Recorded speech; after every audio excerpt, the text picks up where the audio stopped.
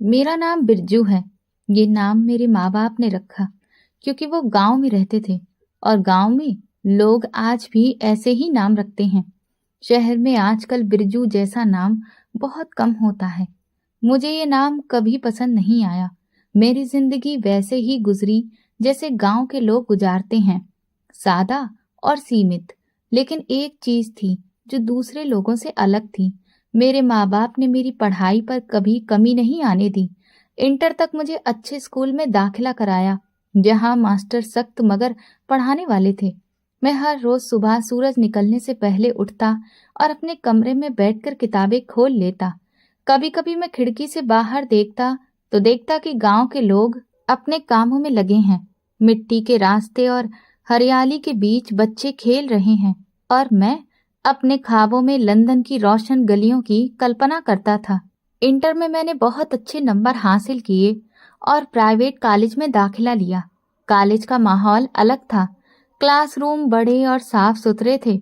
Master समझदार और ज्ञान से भरे हुए थे और हम जैसे छात्रों को हर चीज समझाने की कोशिश करते थे। मैंने हर विषय में मेहनत की और स्कॉलरशिप पर पढ़ाई की।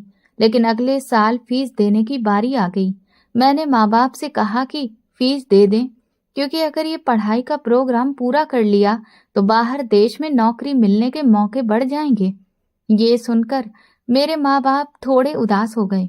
उन्होंने कहा, हमारे पास जितना पैसा था हम तुझ पर लगा चुके हैं। अगर ये फीस भी देनी पड़ी तो हमारे पास कुछ भी नहीं बचेगा। हम जमीनें बेचेंगे, जानवर बेचेंगे और अपना सुकून भी खो देंगे। मैंने कहा, जमीन और जानवर आप ऊपर नहीं ले जा सकते। सब कुछ तो मेरे पास ही रहेगा। और मैंने हक से कहा कि मेरा हिस्सा तो मुझे मिलना चाहिए ना। इस झगड़े के बाद पापा बीमार रहने लगे और वो दिन मेरे लिए बहुत मुश्किल था। वो हार्ट अटैक से इस दुनिया से चले गए। उनके जाने के बाद सारा घर और जिम्मेदारी मेरे हाथ में आ गई। माँ घर के काम संभालती रही। यूनिवर्सिटी में कहा गया था कि जो इस साल टॉप करेगा उसको नौकरी पहले दी जाएगी और ये नौकरी लंदन में होगी। मैंने ये बात माँ को बताई तो वो उदास और परेशान हो गई।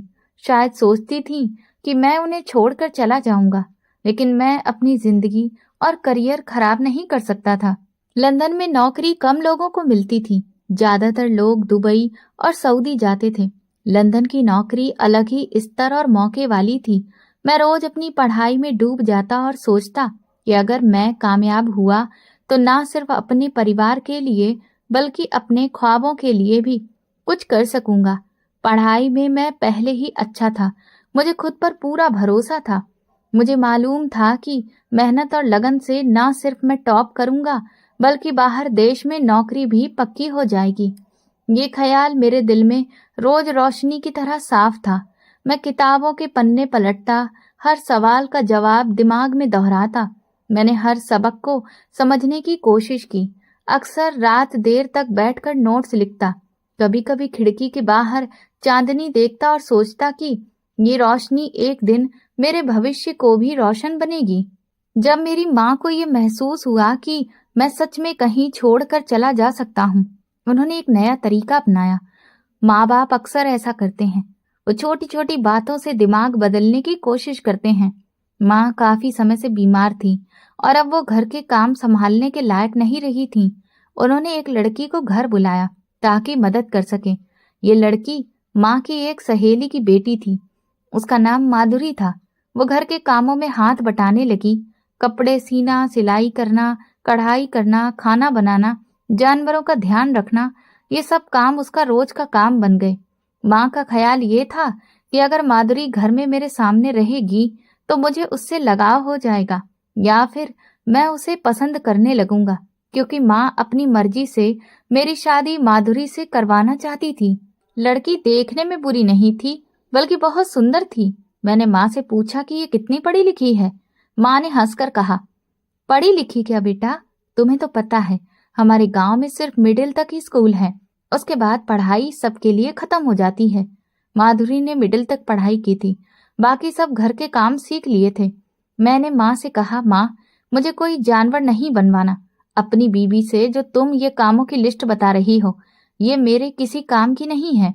अगर पढ़ाई थोड़ी बहुत होती तो मैं सोच लेता, लेकिन उससे शादी करने से मैंने साफ मना कर दिया। कुछ दिन बाद माधुरी वापस चली गई। माँ ने मुझसे कहा, तू अपनी मनमानी कर रहा है, हमारी एक भी नहीं सुन रहा। ऐसा तो नहीं होता। मैंने ठंडे लहजे में कहा, ऐसा ही होता है। अब मैं माँ के साथ बदतमीजी भी करने लगा था। मेरी सोच में घमंड बढ़ने लगा था।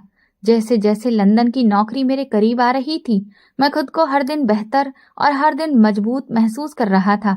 मैंने अपनी मेहनत पर भरोसा कर लिया था और ये यकीन मुझे हर छोटी परेशानी से बचाकर सिर्फ बड़े मकसद की तरफ ले जा रहा था। मैं रात के समय भी अपनी किताबों में लगा रहता और सोचता कि कामयाबी मेरे कदम चूमेगी, सब कुछ मेरे हाथ में आएगा। इसके अलावा मेरी माँ मुझे समझाती रहती थी, रोती रहती थी कि कोई ना कोई बहाना बनाकर मुझे रोकना चाहती थी, लेकिन मैं नहीं रुका।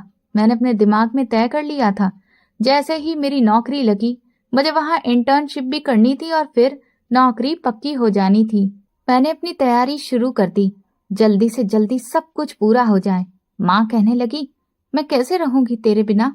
मैंने कहा, पूरे गांव में आपके रिश्तेदार रहते हैं और वो लड़की जो आपने उस दिन बुलाई थी ना, उसे फिर से बुला लीजिए। पहले दिक्कत ये थी कि मैं घर पर था, इसलिए उसका यहाँ रहना ठीक नहीं था। अब जब मैं ही नहीं रहूंगा घर पर तो वो आराम से रह लेगी। माँ कहने लगी, बेटा कौन किसी के घर जाकर सेवा करता है? मैंने कहा, उसको मैं पैसे दे दूंगा, आपको पैसों की फिक्र नहीं करनी है, मैं पैसे बहुत भेजूंगा। माँ, पैसों से आप सब कुछ खरीद सकती हैं, नौकर भी, आराम भी, सब कुछ। माँ ने कहा, औलाद तो नहीं खरीदी जा सकती ना? मैंने कहा, औलाद को अपनी जिंदगी भी तो जीने देना चाहिए, इसीलिए तो पैदा नहीं किया था कि आप बूढ़े हो जाएं तो मैं आपके कदमों में बैठा रहूं। मैंने माँ से झूठ बोल दिया कि मैं हर 3 महीने बाद आऊंगा। ये बात सुनकर माँ को थोड़ी तसल्ली हुई। वो सोचने लगी, चलो 3 महीने तो गुजर ही जाएंगे। लेकिन माँ को कौन असल बात बताता कि लंदन से आना कोई आसान काम नहीं होता। लोग 2-2 साल वापस नहीं आते थे। मैं कहाँ से आता? लेकिन फिलहाल ये झूठ बोल दिया क्योंकि ये जरूरी था। हमारे गांव में एयरपोर्ट नहीं था, मुझे पहले शहर जाना था। मैं बस गांव से ही माँ को राम राम बोलकर निकला। माँ ने कहा, आज 1 तारीख है और पहला महीना है, अब तू चौथे महीने की 1 तारीख को आएगा, है ना? मैंने कहा, हाँ बिल्कुल, 1 तारीख से पहले ही आ जाऊंगा। मैंने कहा, ठीक है माँ। उन्होंने कहा कि मैं तेरा इंतजार करूंगी, इधर ही बैठकर तेरा इंतजार करूंगी, तू आना जरूर। मैंने कहा, आऊंगा, क्यों नहीं आऊंगा? आपके पास नहीं आना है तो कहाँ जाना है? मैंने उन्हें कहा कि किराने वाले के पास पैसे भेज दूंगा, वो आपको घर आकर पैसे दे दिया करेगा और महीने का राशन भी दे जाया करेगा। उसके साथ मैं खुद हिसाब किताब कर लूंगा। माँ ने कहा, ठीक है बेटा, अपना ख्याल रखना। और मैं रवाना हो गया। मैंने गाड़ी में बैठकर गांव के मिट्टी भरे रास्ते को देखा। हरियाली के बीच छोटे छोटे कच्चे मकान सामने आ रहे थे। परिंदे अपनी सुबह की आवाजें दे रहे थे और मैं दिल ही दिल में सोच रहा था कि माँ का ख्याल हमेशा मेरे साथ है। मैं बस पर चढ़कर शहर के लिए निकल पड़ा। रास्ते लंबे और अकेले लग रहे थे। लोग अपनी जिंदगी में लगे हुए थे, लेकिन मैं अपने मकसद के बारे में सोच रहा था। एयरपोर्ट पहुंचकर जब मैं प्लेन में बैठा तो नीचे गांव के छोटे छोटे मकान छूटते जा रहे थे। मैंने दिल ही दिल में माँ को देखा कि वो खिड़की के पास खड़ी होकर मुझे देख रही हैं। मैंने यूं ही हाथ हिलाया। जैसे ही प्लेन उड़ा, मेरी आंखों में नमी थी और दिल तेज धड़क रहा था। लंदन पहुंचने तक मैंने अपनी आंखों में हर नजारा संभाल कर रख लिया था, लेकिन जैसे ही लंदन की हवाएं मेरे कानों से टकराई, मैं वहां पहुंचा। उसके बाद मुझे कुछ और याद ही नहीं रहा। मैंने हर तरफ नया शहर, नया माहौल देखा। लोग जल्दी जल्दी चल रहे थे, गाड़ियां अपनी रफ्तार से गुजर रही थीं और हर चीज मुझे हैरान कर रही थी। मैंने गहरी सांस ली, दिल में अपने ख्वाबों को सच होते हुए महसूस किया। यहाँ पर मेरी नौकरी यूनिवर्सिटी में ही लगी थी, मुझे एडमिन बनाया गया था, तो अंदर ही मेरे रहने का इंतजाम भी था, और ऐसा इंतजाम कि क्या ही बताऊं। खाना भी फ्री, रहने की जगह भी फ्री। वैसे अच्छी नौकरी, इज्जत और क्या चाहिए था। कोई पागल ही होता जो ये सोचता कि ये जगह छोड़कर जाकर माँ के पास बैठ जाऊं। बस अब मैंने सोच लिया था, यही मेरी जिंदगी है। वैसे भी मैं हमेशा से उस गांव से निकलना चाहता था। वो गांव जहां पर मैट्रिक तक का स्कूल भी नहीं था। वहां के लोगों की क्या सोच होगी, कभी बड़ा नहीं सोच सकते थे, कभी कुछ अच्छा नहीं सोच सकते थे। बस वही पुरानी रस्में जिन्हें पकड़कर बैठे रहते हैं, जिनसे आज तक किसी को फायदा नहीं होता।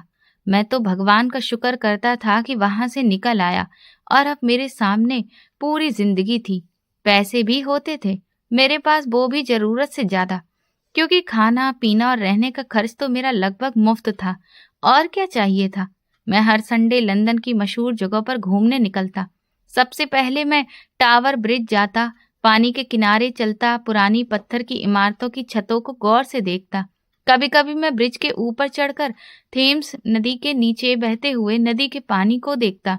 पानी की चमक सूरज की किरणों में जगमगाती और छोटी छोटी नाव की हलचल से लहरें बनती। इस नज़ारे को देखकर दिल खुश हो जाता। वहां से मैं बिग बेन की तरफ चलता। घड़ी की बड़ी बड़ी सुइयां और ऊंची इमारत मुझे हैरान कर देती। आसपास के लोगों का शोर और बसों की आवाज मुझे जिंदगी का एहसास दिलाती। उसके बाद मैं वेस्टमिनिस्टर एबी की तरफ जाता। वहां पुराने मंदिर जैसे बने बड़े बड़े दरवाजे और ऊंची ऊंची घंटियों को देखकर मुझे सुकून मिलता। हर खम्बे, हर नक्श में सदियों का इतिहास छुपा हुआ महसूस होता। उसके बाद मैं बंकिंगम पैलेस के बाग में चलता फिरता, घास के हरे मैदानों में टहलता, फव्वारे के पानी के किनारे बैठता। पानी की बूंदें सूरज की रोशनी में चमक रही होती। लोग आराम से बैठकर किताबें पढ़ रहे होते, बच्चे खेल रहे होते और कुत्तों के साथ खेलते। कभी कभी मैं ट्रैफल्गर स्क्वायर जाता। वहां कलाकार अपनी कला दिखा रहे होते। मैं रुककर उन्हें देखता और कभी अपनी आंखों में उनकी तस्वीरें बसाकर रख लेता। कभी कभी लंदन आई की तरफ चला जाता। वहां से शहर का पूरा नजारा दिखाई देता और मैं पुल के किनारे बैठकर लोगों के आने जाने और पानी के बहाव को देखता। फिर हाइड पार्क के बड़े हरे मैदानों में बैठकर सुकून महसूस करता। वहां पर पंछी चहचहा रहे होते और बच्चे खेल रहे होते। लोग साइकिल चला रहे होते और मैं सब कुछ ध्यान से देख रहा होता। कभी कभार नेशनल गैलरी जाता, जहां तस्वीरें और मूर्तियां देखकर मेरी आंखें खुल जाती। मैं हर संडे इन तमाम जगहों की सैर करके शाम को वापस अपने घर आ जाता। दिन भर के नज़ारे मेरे दिल में एक अच्छी याद बनकर रह जाते। माँ के लिए भी पैसे भेज देता था। 1 महीना तो हो ही गया था मुझे यहाँ आए हुए। किराने वाले से मैंने फोन करके पूछा कि सब ठीक है। जहाँ माँ रहती थी वहां सब्जी, दूध, दही सब मिलता था और मैंने उसे कहा था कि ये सब घर पहुंचा दिया करे, ताकि माँ को रोज खुद जाकर लाने की जरूरत ना पड़े। उसके साथ उसने एक लड़का भी रखा हुआ था जो चीजें पहुंचाने का काम करता था। वो हर बार घर पहुंचा देता था। मैं उसी से फोन पर बात करता था, क्योंकि माँ के पास फोन नहीं था। माँ को फोन चलाना नहीं आता था। यहाँ तक कि बटन वाला फोन भी वो इस्तेमाल नहीं कर पाती थी। मैंने लड़के से पूछा कि घर में सब ठीक है। वो कहने लगा हाँ, सब ठीक है, लेकिन वो बता रहा था कि आपकी माँ काफी परेशान और उदास रहती हैं। मैंने कहा परेशान तो होंगी, बेटा घर से दूर चला जाए तो खुश कौन होता है, ये तो आम बात है। चलो ठीक है। माँ ने भी कहलवाया था कि 1 तारीख को तूने आना है, तो तेरे लिए क्या बना कर रखूं। मैंने किराने वाले से कहा उनको कह देना मेरी पसंद का खाना बना ले, क्योंकि अब यहाँ मेरा वक्त निकल रहा था। और वो दिन भी आ गया जब मैंने कहा था कि मैं वापस आऊंगा, लेकिन मैं गया ही नहीं। मैं बहुत बड़ी गलती कर रहा था। अगर मैं यहाँ से बिना वजह छुट्टी लेता तो नौकरी से निकाल देते। इस तरह वक्त गुजरता रहा। 2 हफ्ते बाद किराने वाले ने मुझे बताया कि तुम्हारी माँ रोज दरवाजे के पास बैठकर तुम्हारा इंतजार करती है और पूरे गांव में यही बात फैल गई है। लोग कहते हैं कि बेटा माँ को छोड़कर चला गया और माँ बेचारी इंतजार कर रही है। मैंने कहा बूढ़े लोगों की यही काम होते हैं। जब बूढ़े हो जाते हैं तो लोगों की हमदर्दी पाने के लिए ऐसी बातें करते हैं। वो मेरी माँ है। अगर मेरी पत्नी होती या मेरे बच्चे होते तब भी मैं ये नौकरी छोड़कर हर वक्त उनके पास नहीं बैठता। मेरे दिल में बस यही ख्याल रहता कि जो होना है वो हो जाएगा, क्योंकि मेरा इस पर कोई बस नहीं था। ना मैं रोक सकता था, ना कुछ बदल सकता था। मैं अपने कमरे में बैठकर सोचता कि माँ का इंतजार करना उनकी ममता का तरीका है। वो अपनी उदासी और चिंता लोगों के सामने दिखाती है ताकि लोग समझें, लेकिन मैं जानता था कि वो मुझे याद कर रही है। हर रोज दरवाजे पर बैठना, छोटे छोटे रास्तों की तरफ देखना और ये सोचना कि बेटा कब लौटेगा, इन सब बातों से उनकी सीधी सादी जिंदगी और मेरी गैर मौजूदगी साफ नजर आती थी। मैंने दिल में सोचा कि जो भी है, वक्त के साथ सब बदल जाएगा। मैं सिर्फ अपने मकसद की तरफ देख रहा था और लंदन की नौकरी ही मेरी पूरी सोच का केंद्र बन गई थी। अब तो बस माँ के लिए पैसे भेजना ही मेरी जिम्मेदारी बन गई थी। मैं हर महीने किराने वाले को फोन करता और कहता कि पैसे घर पहुंचा देना। वो लड़का जो सब्जी, दूध और दही पहुंचाता था, सब कुछ घर पहुंचा देता और मुझे बता देता था कि सब ठीक है। और इसी तरह से वक्त गुजरता रहा। लंदन में मेरी सिर्फ नौकरी ही नहीं थी, अब मुझे साथ निभाने वाली भी मिल गई, यानी मेरी एक लड़की से दोस्ती हो गई। उसका नाम सोफिया था। वो दूसरे धर्म की थी, लेकिन हमारे तौर तरीके और रीति रिवाज में वो बहुत दिलचस्पी रखती थी, इसलिए हमारी दोस्ती हुई। वो मुझसे बातें करती थी, मुझसे पूछती थी कि भारत में लोग किस तरह रहते हैं, लड़कियां कैसे पढ़ती हैं। मैं उसे लंदन में बने भारतीय होटल में ले जाता, वह हर चीज देखती और खुश होती। इस तरह हमारी दोस्ती धीरे धीरे प्यार में बदल गई। मैंने सोचा अगर मैं पहले प्यार का इजहार कर दूं तो वो सोच सकती है कि मैं किसी मतलब से कर रहा हूं, लेकिन एक दिन उसने खुद ही कह दिया कि वो मुझे पसंद करती है और मुझसे शादी करना चाहती है। वो भारत देखने की बहुत इच्छुक थी। मैंने कहा मैं उसे जरूर लेकर जाऊंगा, लेकिन शादी के बारे में जल्दी नहीं की। मैं नहीं चाहता था कि कोई बात अचानक हो और उसका मन बदल जाए। फिर हमारी शादी हो गई और उसके बाद जिंदगी का नया दौर शुरू हुआ। उसका एक छोटा सा फ्लैट था। मैं यूनिवर्सिटी वालों से पहले ही कह चुका था कि अगर मैं यूनिवर्सिटी में नहीं रहूं तो मुझे रहने का खर्च दिया जाएगा, और अब ये सब मेरे लिए अच्छा था क्योंकि मैं सोफिया के फ्लैट में रहने लगा। हमने उस छोटे से फ्लैट को अपने लिए सुंदर और आरामदायक बना लिया। हर सुबह हम एक साथ उठते और यूनिवर्सिटी जाते, पढ़ाते, कभी साथ मिलकर खाना बनाते, कभी किसी होटल से खा लेते और एक शाम को साथ चाय पीते। हम एक दूसरे की जिंदगी को समझते और एक दूसरे के जज्बात की कदर करते। अभी तक हमारा एक भी झगड़ा नहीं हुआ था। मैंने सोचा ये पढ़ी लिखी लड़की है और समझदार भी है, इसलिए हमारी जिंदगी में आज तक कोई झगड़ा नहीं आया। अगर ये शादी किसी गांव की लड़की से होती, शायद आज तक वो मेरा आधा खून पी चुकी होती। दिन रात मुझसे झगड़े करती, उल्टी सीधी बातें करती, कभी कपड़े मांगती, कभी खर्चा मांगती, कभी पैसे मांगती। ये देखकर मुझे एहसास हुआ कि समझदार औरत के साथ मर्द की जिंदगी कितनी आसान और खुशहाल हो सकती है। मुझे अपने ऊपर गर्व होने लगा। मैंने ऐसी औरत के साथ जिंदगी गुजारी जो मेरे जज्बात और सोच को समझती और मेरे हर काम की कदर करती थी। हर दिन उसके साथ गुजरते हुए मुझे लगता था मैं पूरा हो गया हूँ और ये सब कुछ मेरे सपनों के पूरे होने जैसा था। अपने देश से आकर शादी के बाद मैं यहाँ पर खुश तो बहुत था, लेकिन सोफिया ने जिद करना शुरू कर दिया। वो हर वक्त कहती कि मुझे अपने देश की सैर करवाओ। वो शायद शादी भी इसीलिए करना चाहती थी कि वो मेरे देश का माहौल देखने और अनुभव करने। मैंने सोचा कि इसमें गलत बात नहीं है। मैंने उससे वादा किया था कि मैं उसे अपने देश ले जाऊंगा और वो वादा मेरे दिल में अभी भी जिंदा था। अभी तक उसने सब कुछ यूट्यूब पर देख लिया था, शहर, गांव, खाने, लोग, रेलगाड़ियां, बाजार, लेकिन फिर भी वो कहती थी कि मैं जाकर खुद देखना चाहती हूँ। बस ये उसका छोटा सा सपना था जो वो पूरा करना चाहती थी। मैंने उसे कहा सब कुछ तुमने देख लिया है, लेकिन उसने कहा यूं थोड़ी होता है, इंसान खुद अनुभव करता है। मैं वहां के खाने खाना चाहती हूँ, मुझे सब कुछ ट्राई करना है। मैंने सोचा मेरे से ज्यादा तो इसके अंदर अपने देश के लिए प्यार है। उसके चेहरे की चमक, उसकी आंखों की रोशनी और जोश मैंने कभी महसूस नहीं किया था। मैंने मन ही मन सोचा कि ये शौक और प्यार सच में दिल से है। अभी तो मैं इसको टाल रहा हूँ, लेकिन कभी कोई पेपर होते थे, कभी कुछ और काम होते थे। लेकिन कुछ ही दिन ऐसे आने वाले थे जब हमें छुट्टी मिल सकती थी और वक्त तेजी से गुजर रहा था। मैंने सोचा शायद वक्त के साथ वो सारी ख्वाहिशें भूल जाएगी, लेकिन ऐसा कुछ नहीं हो रहा था।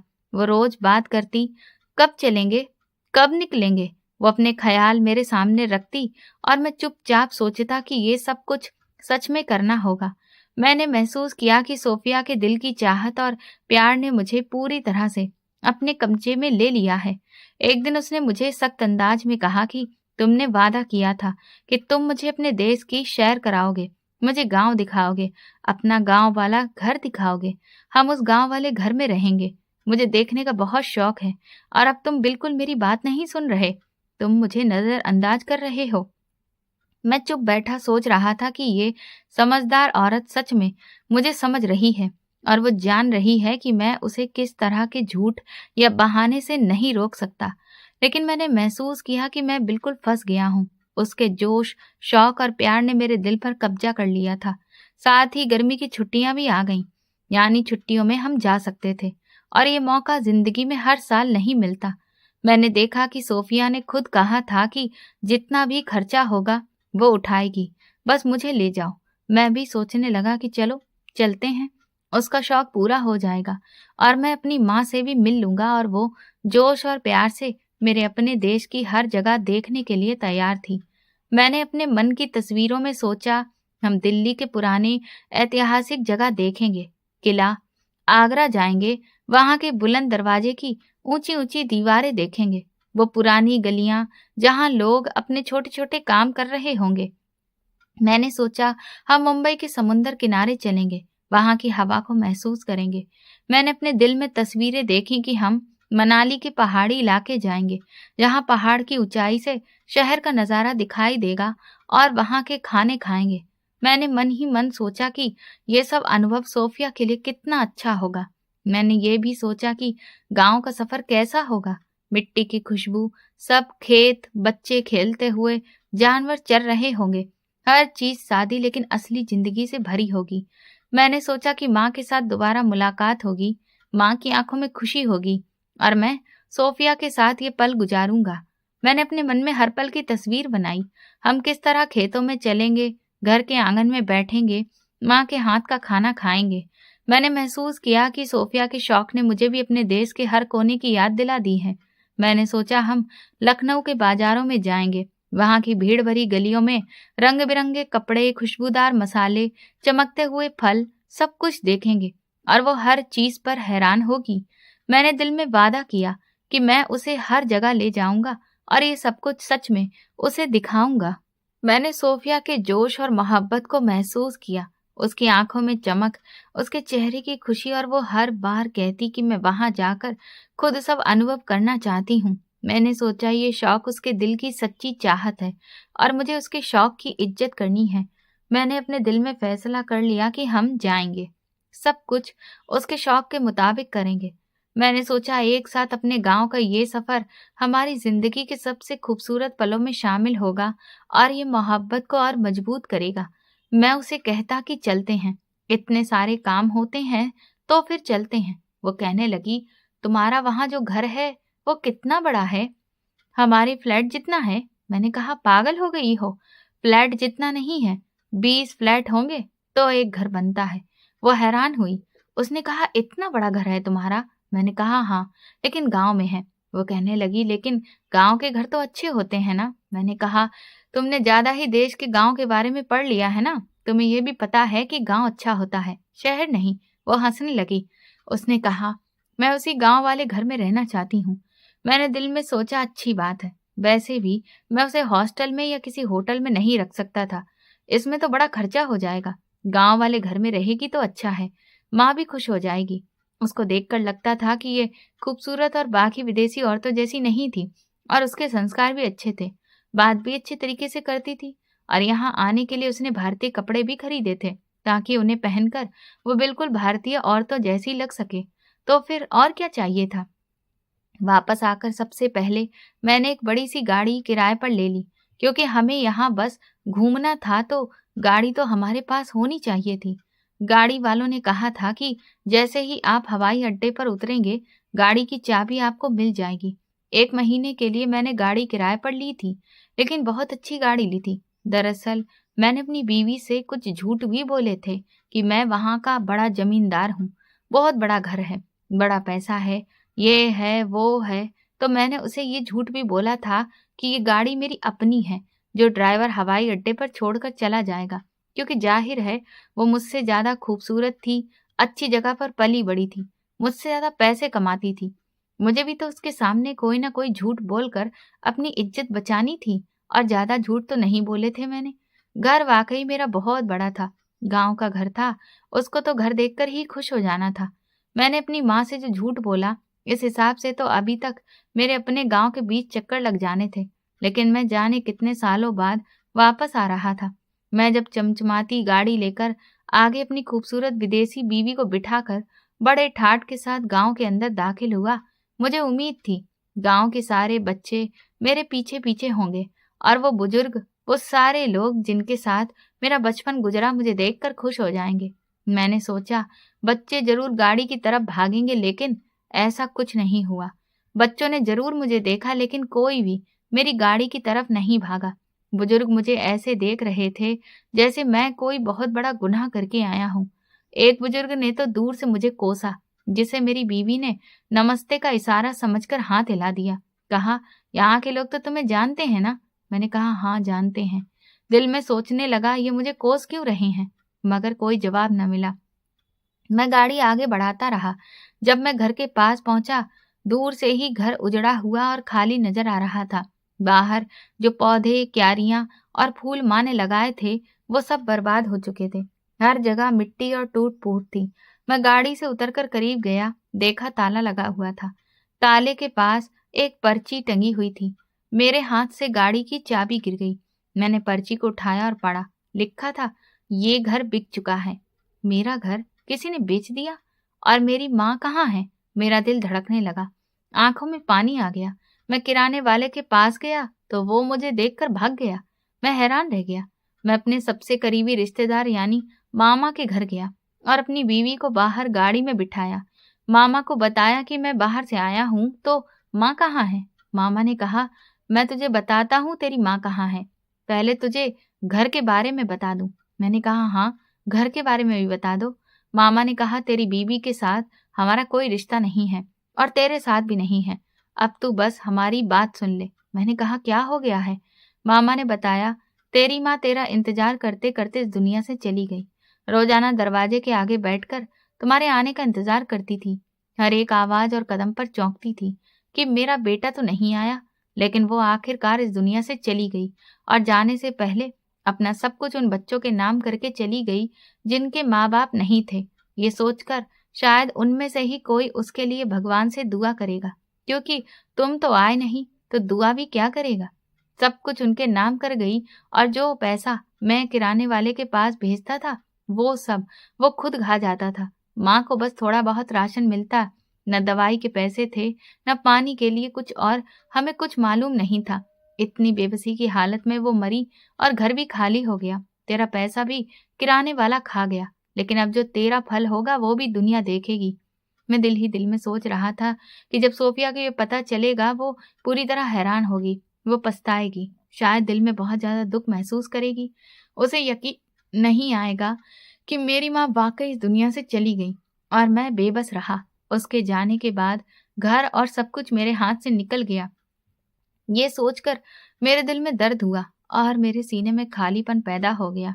हर मंजर मेरे दिमाग में घूम रहा था, वो फटे हुए पौधे, ताले, उजड़ा हुआ आंगन और वो पर्ची जिस पर लिखा था कि घर बिक चुका है। सब कुछ मेरी आंखों के सामने साफ था। मैंने महसूस किया कि जिंदगी के ये पल कितने बेरहम और कड़वे होते हैं। मैं दिल ही दिल में सोच रहा था कि अब जो भी होगा उसका हिसाब सबको देना पड़ेगा, और हर वो शख्स जो देख रहा है वो भी मेरी माँ की मोहब्बत और कुर्बानी के बारे में सोचेगा। मैंने अपनी बीवी को समझाया कि हमें यहाँ से जाना होगा, यहाँ कोई बड़ी बात हो गई है।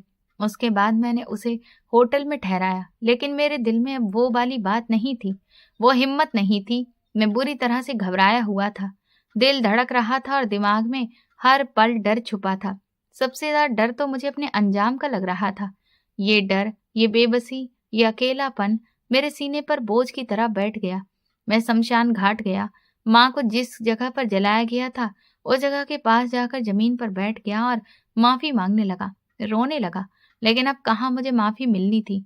जिसने माफी देनी थी वो जा चुकी थी। मेरे दिल में दुख और पछतावा ऐसे घुल रहा था कि आंखों से आंसू रुकने का नाम नहीं ले रहे थे। मैं जमीन को छूकर कह रहा था, माँ, माफ कर दो, मैंने गलतियां की हैं, मैंने वादे पूरे नहीं किए, लेकिन अब देर हो चुकी थी। मैं वहीं बैठा रोता रहता था। दिल के अंदर इतनी हिम्मत नहीं थी कि मैं फिर से हंसते मुस्कुराते सोफिया को पूरे गांव की सैर करवा पाऊं। एक हफ्ता जैसे तैसे गुजरा। ना मेरा कुछ खाने को दिल करता, ना कहीं जाने का। बस एक ही जगह पर सोफिया को लेकर गया, लेकिन वो भी उसे पसंद ना आई। मैंने सोचा शायद ये सब कुछ ठीक हो जाए, लेकिन ना हुआ। आखिर मैंने कहाँ वापस जाना है, इस बात पर हमारा झगड़ा हो गया। सोफिया मेरे साथ वापस तो आ गई, लेकिन उसका ख्वाब भी पूरा ना कर सका, उसकी उम्मीदों पर भी पूरा ना उतर सका, और माँ भी दुनिया से चली गई, और मेरा करोड़ों का घर भी हाथ से निकल गया। लोगों की लानतें और बद्दुआएं मेरे हिस्से में आईं। वापस आकर हम दोनों की जिंदगी में पहली वाली तरक्की और खुशी ना रही। हम लोगों ने एक दूसरे से लड़ना झगड़ना शुरू कर दिया। मैंने महसूस किया कि माँ ने मुझे बद्दुआ तो नहीं दी थी, लेकिन माँ का दिल दुखाने की सजा शायद अब मुझे मिलनी शुरू हो गई थी। मेरी नौकरी भी चली गई। मैं सोफिया के टुकड़ों पर पलने लगा। दिल में खालीपन और पछतावा छा गया था। हर लम्हा मुझे याद दिलाता था कि जो भी हुआ वो मेरी अपनी गलतियों और अंधे लालच की वजह से हुआ था। मैं हमेशा अपनी बीवी की बातों से खुश रहता था। मैं कहता था कि बाहर के देश की औरत है, देखो उसके नियम हैं, देखो ये मुझे तंग नहीं करती, ये यहाँ की औरतों की तरह टिपिकल नहीं है, ये यहाँ की औरतों की तरह मुझे जलील नहीं करती, भला ये वो है। लेकिन अब मुझे ये भी समझ आ गया कि यहाँ की औरत अगर कमाने वाली हो तो वो सारी जिंदगी घर में कपड़े सीना, सिलाई करना, मशीन चलाने के साथ लोगों के घरे में काम करके अपने पति और बच्चों का खर्च भी उठाती है। लेकिन ये औरतें मर्द को बिठाकर खिलाने वाली औरतें नहीं होती। मेरी बीवी सोफिया शुरू में बहुत प्यार करने वाली और समझदार थी, लेकिन धीरे धीरे हालात बदलने लगे। 1 महीने बाद ही उसने मुझे ताने देना शुरू कर दिया। वो अब अपने लिए खाना ले आती या खाना बनाकर खा लेती और मुझे कहती कि अपने खाने का इंतजाम खुद करो। मैंने कहा हम बच्चा प्लान कर लेते हैं। उसने सख्त अंदाज में कहा, हम बच्चा इसलिए प्लान करेंगे कि तुम मेरे सर पर सवार हो जाओ। तुम बच्चे को ढाल बनाना चाहते हो, वजह बनाना चाहते हो कि बच्चा हो जाएगा तो मैं तुम्हारे साथ गुजारा कर लूंगी। तुम जैसे बेरोजगार आदमी का बच्चा मैं पैदा नहीं करना चाहती। तुम्हें पता है यहाँ लंदन में एक बच्चे को पैदा करना, उसे पालना और पढ़ाना, उसके कितने खर्चे होते हैं, और तुम्हारी तो नौकरी भी नहीं है। मैंने कहा नौकरी फिर मिल जाएगी मुझे, लेकिन नौकरी नहीं मिल रही। मैं हर रोज तलाश करता और इंतजार करता, लेकिन कोई भी पक्का मौका हाथ में नहीं आता था। हमारे झगड़े हर दिन ज्यादा बढ़ने लगे। मैंने महसूस किया कि अब मोहब्बत और जिंदगी का जोश खत्म हो गया है। अब सिर्फ कड़वाहट और झगड़ा रह गया था। हर दिन की शुरुआत एक नई बहस और शाम एक नया झगड़ा लेकर आती थी। हम एक दूसरे के साथ न खुशी की वजह थे, न सुकून की वजह, बल्कि हर लम्हा एक दबाव और एक परेशानी बन चुके थे। एक दिन मुझे पता चला कि सोफिया किसी और के साथ रिश्ते में आ चुकी है। मैंने सख्त नाराज होकर कहा कि मुझे बता तो देती। उसने ठंडे अंदाज में कहा कि बता ही तो रही हूँ। मैंने कहा सब कुछ करने के बाद बता रही हो? वो बोली हाँ, यही समझ लो। उसके बाद उसने मेरा सामान पैक करके मुझे अपने अपार्टमेंट से निकाल दिया। मैं बिल्कुल अकेला हो गया। ना मेरे पास नौकरी थी, ना कोई चीज। मेरी जिंदगी में अंधेरी रात छा गई थी। एक लम्हे में सब कुछ खत्म हो गया। जो कुछ मेरे पास था वो अब नहीं रहा था। एक वक्त था जब मेरे पास सब कुछ था, अब मैं खाली हाथ खड़ा था। मैंने याद किया कि मेरे माँ बाप ने मेरे लिए सोने की अंगूठी बनवाई थी। उसी को बेचकर मैंने वापसी के टिकट का इंतजाम किया था और अपने देश वापस आ गया। मैंने सोचा अपना देश तो अपना ही होता है, किसी धर्मशाला में रह लूंगा, यहाँ कोई पूछने वाला नहीं है। लेकिन दिल में वो दर्द और पछतावा छुपा नहीं था। लंदन की यादें, सोफिया के साथ गुजरे लम्हे, जिंदगी के हसीन दिन, और अब जो खालीपन पैदा हुआ था वो मेरी रूह पर भारी था। मैंने महसूस किया कि ऊंचाई के बाद गिरावट भी आती है। मैंने वो ऊंचाई देखी थी और अब गिरावट भी थी। मेरे पास जो बचत थी वो पहले ही खत्म हो चुकी थी। मैं किसी रिश्तेदार के घर भी नहीं जा सकता था और घर के बाहर भी सब चीजें मेरे हाथ से निकल चुकी थी। लेकिन मैंने जो पढ़ाई की थी, जो बाहर की डिग्री थी, जो पढ़ाने का तजुर्बा था, उसी की वजह से मुझे एक छोटे से प्राइवेट स्कूल में नौकरी मिल गई। पैसे ज्यादा नहीं थे, लेकिन बस इतने में गुजारा करना था। यही मेरी जिंदगी की सच्चाई थी। मैं हर दिन सुबह उठकर स्कूल जाता, बच्चों को पढ़ाता, लेकिन दिल में वो खालीपन, वो कड़वाहट, वो पछतावा हमेशा मौजूद रहता था। मैंने महसूस किया ये सब कुछ इसलिए हुआ क्योंकि मैंने अपनी माँ की कदर नहीं की थी। मैंने झूठ बोला था। अपनी माँ से मैंने वादे नहीं निभाए और उसके नतीजे में सब कुछ खत्म हो गया था। मैं क्लासरूम में बैठकर बच्चों को पढ़ाता और अंदर से हर लम्हा सोचता कि जो कुछ हुआ वो सब मेरी गलतियों की वजह से हुआ। मैंने अपने दिल में बार बार सोचा, अगर मैंने माँ का सम्मान किया होता, अगर मैं झूठ ना बोलता, अगर मैं वादों को निभाता, तो शायद आज ये सब कुछ ना होता। मैंने अपने अंदर एक तरह की बेचैनी महसूस की, एक अंदरूनी गुस्सा और जलन जो हर लम्हा मुझे अपनी गलतियों की याद दिलाती थी। मैं छोटे स्कूल में नौकरी करते हुए हर दिन गुजारने की कोशिश करता, लेकिन दिल में वो खालीपन, वो दर्द और वो एहसास कि सब कुछ खो दिया गया है, हमेशा मौजूद रहता था। मैंने सोचा, अगर मेरी माँ जिंदा होती तो ये सब कुछ ना होता। मैं अपने अंदर बार बार कहता कि यही मेरी गलती थी, कि मैंने अपनी माँ की कदर नहीं की और आज मुझे उसकी सजा मिल रही है। यहाँ की औरतों के खिलाफ था मैं, लेकिन आज ये बात समझ आ गई कि मर्द जितना भी बुरा हो, यहाँ की औरतें उसके साथ गुजारा करती हैं। उसकी बेवफाई के बाद भी, दूसरी शादी के बाद भी, खर्चा ना देने के बाद भी उसके साथ रहती हैं। लेकिन मेरी बीवी सोफिया ने तो मेरे साथ बेवफाई करके सारे रिश्ते अलग कर लिए और मुझे कहीं का न छोड़ा। अब वो मेरी यादों में रह गई थी। मैं उसके साथ परिवार शुरू करना चाहता था, लेकिन वो मुझे समझ ही ना सकी। और बात ये थी कि वहां पर सब कुछ बिल्कुल नॉर्मल था, इसीलिए उसे एहसास ही नहीं हुआ कि उसने मुझे एक भी मौका नहीं दिया। शायद वो लोग नहीं पछताते और हम सारी जिंदगी पछताते रहते हैं। दिक्कत ये भी थी कि मैं कमाने निकला था, शादी करके औरत का खर्च उठा सकूं, उसके साथ एक घर बना सकूं, एक ठीक ठाक जिंदगी बसा सकूं। लेकिन मैं ये न समझ सका कि घर सिर्फ पैसों से नहीं बनता। घर माँ की दुआ से बनता है, माँ की मौजूदगी से बनता है, और जब वही ना रहे तो सब कुछ होने के बावजूद भी कुछ भी नहीं रहता। अब मेरी जिंदगी का एक रूटीन बन गई है। हफ्ते में एक बार जरूर शमशान जाता हूँ। सुबह सवेरे जब वहां पर खामोशी होती है, हल्की सी हवा चल रही होती है, पेड़ों के पत्ते आहिस्ता आहिस्ता हिल रहे होते हैं और परिंदों की हल्की आवाजें माहौल में गूंज रही होती हैं, मैं जाकर उस जगह के पास बैठ जाता हूँ। मिट्टी को हाथ लगाता हूँ, देर तक खामोश रहता हूँ, जैसे शब्द साथ छोड़ गए हों। फिर आहिस्ता आहिस्ता आंखों से आंसू बहने लगते हैं। मैं रोता हूँ, माँ से बातें करता हूँ और कहता हूँ, माँ, एक बार सपने में आ जाओ, मुझसे बात कर लो, मुझे कुछ कह दो, मुझे डांट लो, मुझे सुना दो, लेकिन मुझे नजर आ जाओ। मैं भगवान से दुआ करता हूँ कि वो मेरे सपने में आ जाएं, मुझसे बात कर लें, मैं उनसे माफी मांग लूं, लेकिन वो मेरे सपने में नहीं आती। हर रात मैं इसी उम्मीद के साथ सोता हूँ, शायद आज वो आएंगी, लेकिन हर सुबह खाली आंखों के साथ उठता हूँ। दिल और ज्यादा भारी हो जाता है। मुझे लगता है वो मुझसे नाराज है और ये नाराजी सिर्फ इस दुनिया तक नहीं रहेगी, बल्कि अगले जन्म में भी मेरे साथ रहेगी। मैं अक्सर सोचता हूँ, मैंने क्या खोया और किसके बदले में खोया।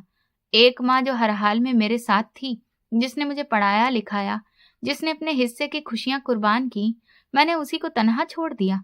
मैंने उसके दिल को दुखाया, उसके इंतजार को मजाक बना दिया और आज मैं खुद उसी इंतजार में जल रहा हूँ कि वो एक बार आ जाए, एक बार बात कर ले। मुझे एहसास अब पूरी तरह से हो चुका है, मैंने अपनी जिंदगी की सबसे बड़ी गलती की है और अब इसका कोई इलाज नहीं है। ना मैं वक्त को वापस ला सकता हूँ, ना उन लम्हों को बदल सकता हूँ। अब सिर्फ पछतावा है और एक लंबी सजा है जो हर दिन मेरे साथ चलती है। मुझे ये भी डर लगता है, अगले जन्म में क्या होगा। वहां मुझे भगवान के सामने जवाब देना होगा, और मैं क्या जवाब दूंगा। मैंने अपनी माँ के साथ क्या किया, मैं उसके सामने कैसे खड़ा होऊंगा, ये सोच कर ही मेरा दिल कांप जाता है। आप सब लोग मेरे लिए प्रार्थना कीजिए कि वहां मुझे सजा ना मिले। यहाँ तो मेरी जिंदगी ही सजा बन गई है। मैं हर दिन जीता हूँ, लेकिन अंदर से टूटा हुआ हूँ, और यही मेरी असल हकीकत है। दोस्तों, आज की कहानी हमें सिखाती है कि माँ बाप की कदर और उनके त्याग को कभी भी नजरअंदाज नहीं करना चाहिए, क्योंकि पैसा और करियर सब कुछ नहीं होते। झूठ और घमंड इंसान को धीरे धीरे अपनों से दूर कर देते हैं, और जब तक इंसान को अपनी गलती का एहसास होता है, तब तक अक्सर बहुत देर हो चुकी होती है। सच्ची सफलता वही है जिसमें अपने परिवार की खुशियां और आशीर्वाद साथ हो, वरना अकेले मिली कामयाबी भी अंत में दुख और पछतावे में बदल सकती है। तो दोस्तों, अगर आपको ये कहानी पसंद आई है और आप किस शहर से ये कहानी सुन रहे हैं, हमें कमेंट करके प्लीज जरूर बताएं। वीडियो को लाइक करें, हाइप दें और ज़्यादा से ज़्यादा शेयर करें। चैनल पर नए हैं तो सब्सक्राइब करें और नोटिफिकेशन बेल दबाएं ताकि अगली अपडेट सबसे पहले आपको मिले। ये कहानी केवल मनोरंजन और सामाजिक संदेश देने के उद्देश्य से लिखी गई है। इसका मकसद किसी व्यक्ति, स्थान या समुदाय की भावनाओं को ठेस पहुंचाना नहीं है। कहानी के सभी पात्र और घटनाएं काल्पनिक हैं। यदि किसी वास्तविक व्यक्ति या घटना से कोई समानता होती है तो उसे मात्र संयोग समझा जाए। इस कहानी का उद्देश्य केवल दर्शकों को जीवन की महत्वपूर्ण सीख और रिश्तों की अहमियत को समझाना है। धन्यवाद।